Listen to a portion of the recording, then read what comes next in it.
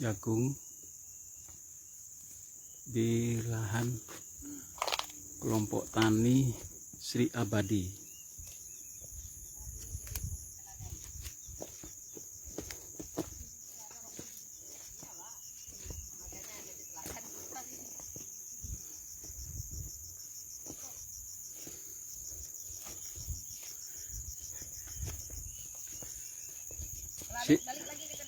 Siaran langsung ini.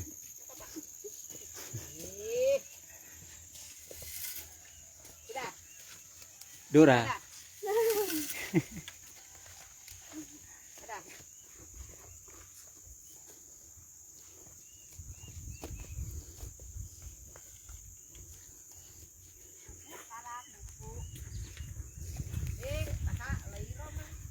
Jadi tanaman jagung ini kerjasama antara kelompok tani Sri Abadi dengan CP Kutai Ternak Mandiri.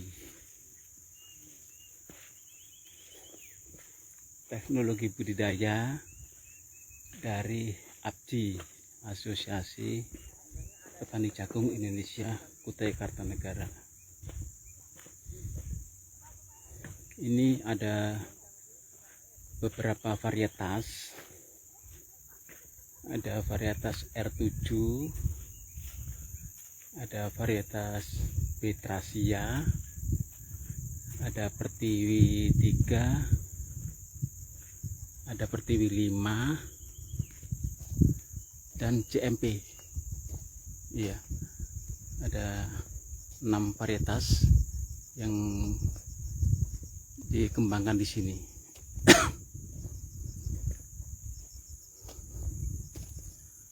Di sini ada beberapa umur, ada yang ini umur 30 sampai 35 hari waktunya pemupukan kedua. Ada juga yang sudah berumur 50 hari. Ada juga yang baru tanam, jadi nggak bersamaan. Ada beberapa tahap.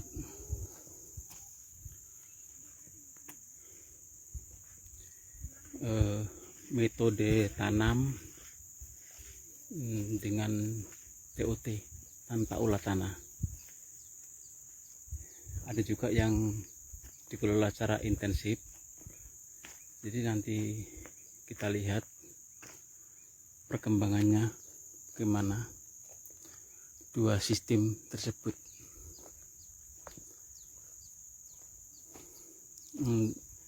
Lokasi ini ada di Dusun Pondok Labu, Kelurahan Loipo Darat, Kecamatan Tenggarong.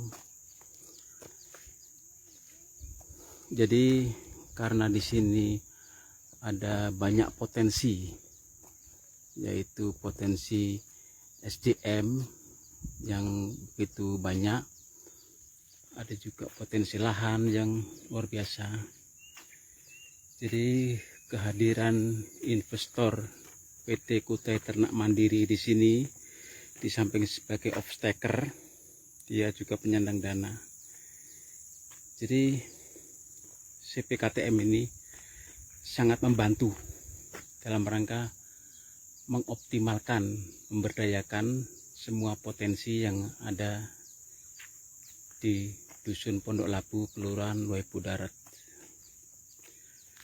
Tiap bulannya ada sekitar 100 lebih, hampir 140-an juta yang dikeluarkan oleh CPKTM untuk honor atau upah pekerja harian yang semuanya memang orang Pondok Labu.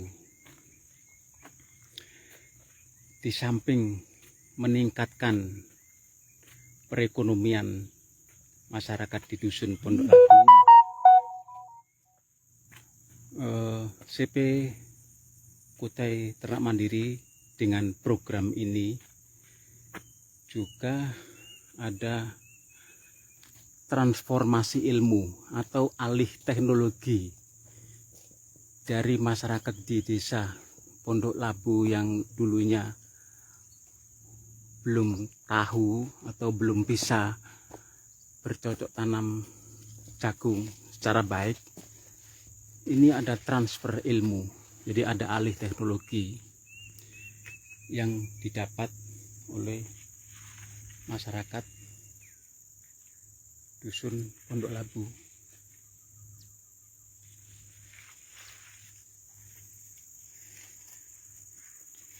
Jadi keberadaan investor itu di samping meningkatkan perekonomian masyarakat di desa sekitar atau di dusun sekitar, juga ada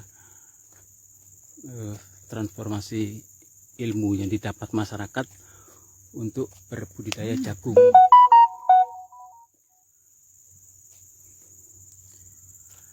Yang tertanam di sini ada sekitar 30-an hektar yang tertanam dari luasan lahan yang terbuka 50 hektar dari rencana 100 hektar di sini.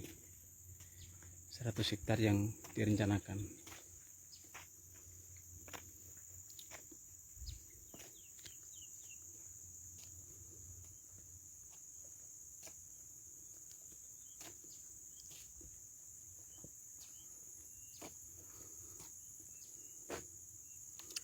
Tentu masyarakat dusun Pondok Labu sangat terbantu, di samping mereka mendapat upah atau peningkatan perekonomian keluarga tadi, pendapatan itu keluarga, dia juga sudah mendapat ilmu dengan adanya kegiatan ini.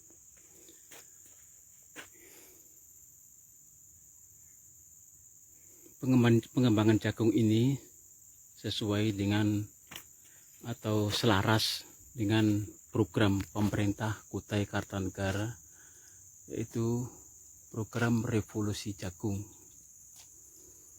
dan ini adalah salah satunya di sini. Jadi program prioritas daerah yaitu revolusi jagung dalam rangka peningkatan perekonomian dan peningkatan kebahagiaan masyarakat Kutai Kartanegara.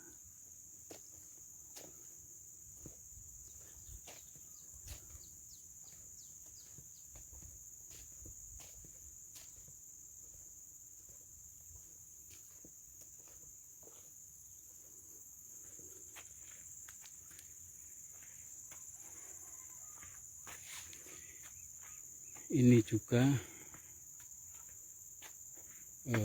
adalah salah satu bentuk usaha yang bisa diperbarui. Jadi jika selama ini ada tambang itu nggak bisa jangka panjang, dia adalah salah satu ini adalah salah satu usaha yang energi diperbarui, bisa diperbarui. Akhirnya artinya bisa berlangsung terus sampai nanti, dan salah satu usaha yang padat karya atau banyak memerlukan tenaga kerja.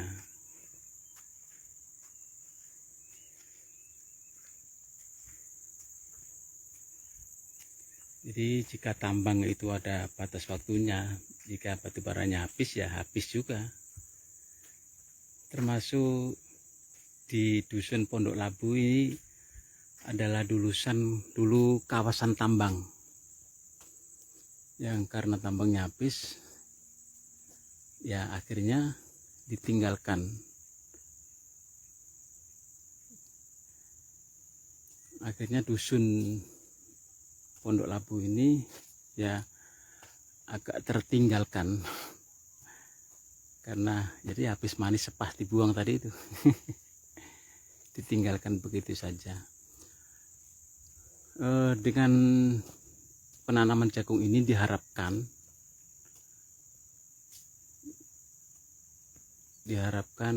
ada perhatian dari pemerintah daerah agar pondok labu yang sedikit terisolasi tadi bisa mendapat perhatian lah. Ada 3 kendala mengapa dusun pondok labu di sini agak tertinggal. Jadi 3 kendala itu salah satunya adalah tidak adanya jaringan komunikasi atau tidak ada jaringan internet di sini. Makanya hubungan masyarakat desa dusun pondok labu dengan dunia luar agak terhambat. Jalan akses juga mempunyai kendala, jadi jalan aksesnya masih berupa tanah. Jika musim hujan ya itu maksudnya nggak bisa dilalui. Di samping 2 itu tidak adanya listrik ya tidak ada PLN. Jadi dusun pondok labu itu selama ini itu tergantung diesel, mesin diesel yang hidupnya antara jam 6 sampai jam 11 malam. Jadi dulu solarnya memang ada bantuan CSR dari salah satu perusahaan, cuma sekarang yaitu karena perusahaan tambang tadi ya nggak ada, jadi ya untuk sementara solarnya dari PT KTM ini.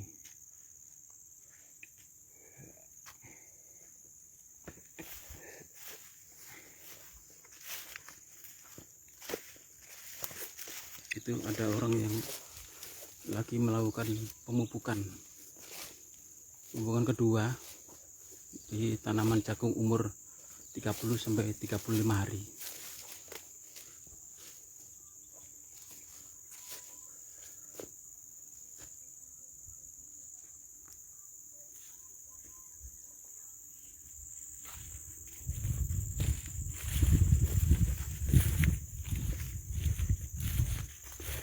Jadi lahan yang ditanami jagung di sini adalah murni tanah bekas tambang. Orang sini bilang tanah obean. Jadi tanah disposal. Sangat minim unsur hara.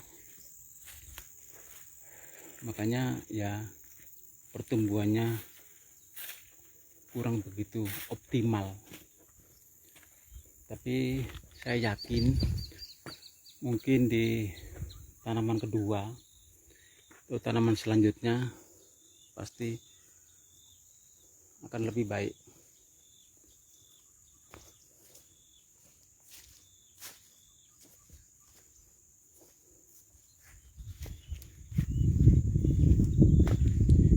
Jadi lahan 100 hektar yang direncanakan itu nanti semuanya adalah lahan bekas tambang.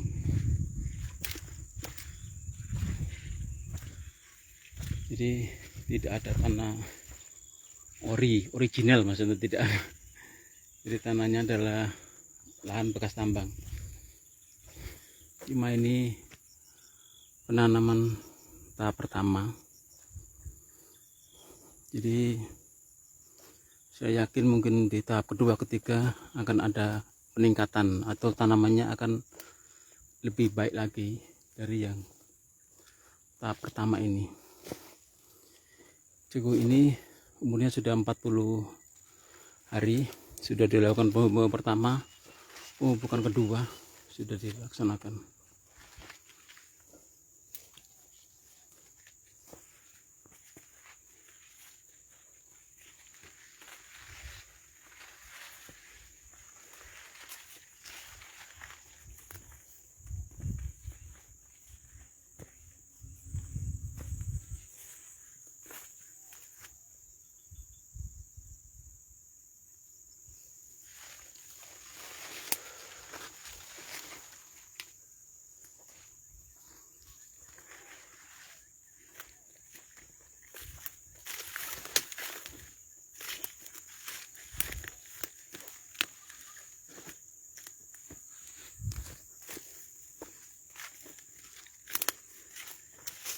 Jadi ternyata dengan ya sedikit perlakuan tanah-tanah bekas tambang, tanah-tanah disposal itu bisa diusahakan untuk penanaman jagung.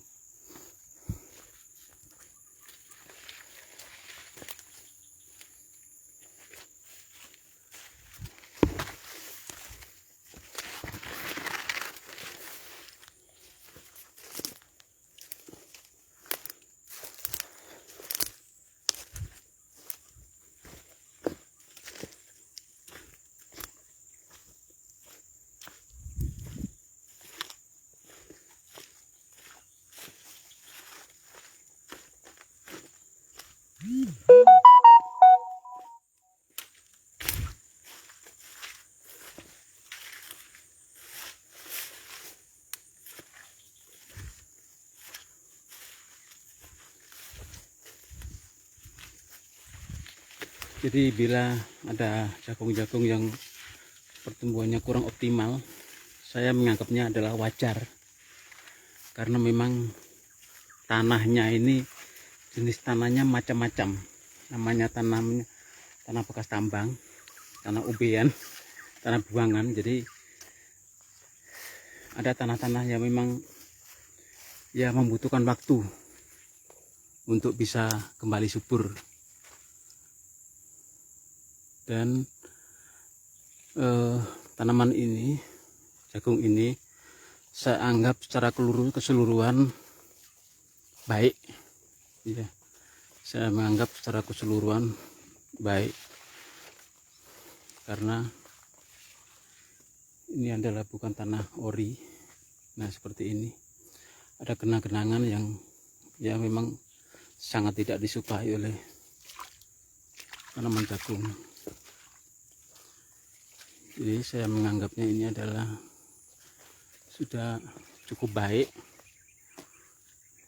untuk tanah lahan bekas tambang.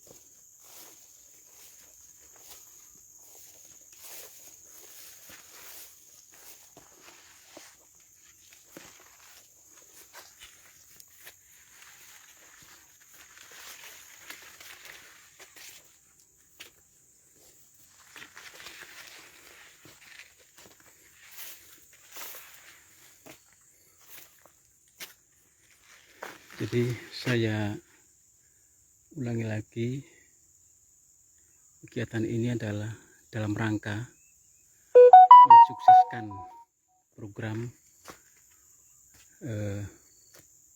Pemda Kutai Kartanegara melalui Dinas Pertanian, yaitu program revolusi jagung untuk peningkatan kesejahteraan dan kebahagiaan masyarakat Kutai Kartanegara.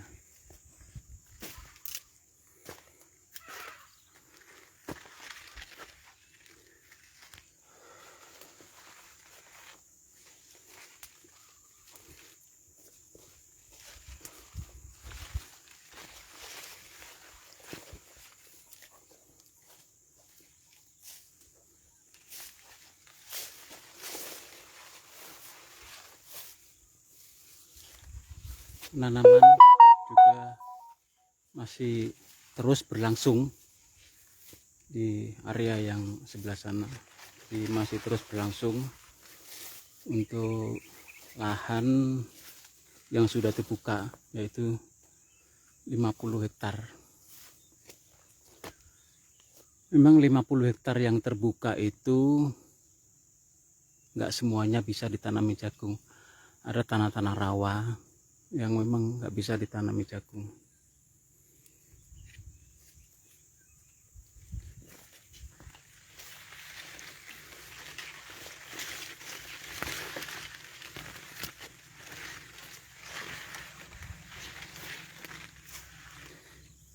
Jadi kita jangan pesimis dengan lahan bekas tambang. Ternyata lahan bekas tambang pun bisa dioptimalkan dengan budidaya tanaman jagung. Dan tentu harus ya upaya yang agak keras, lumayan luar biasa, agar tanah-tanah bekas tambang itu bisa optimal.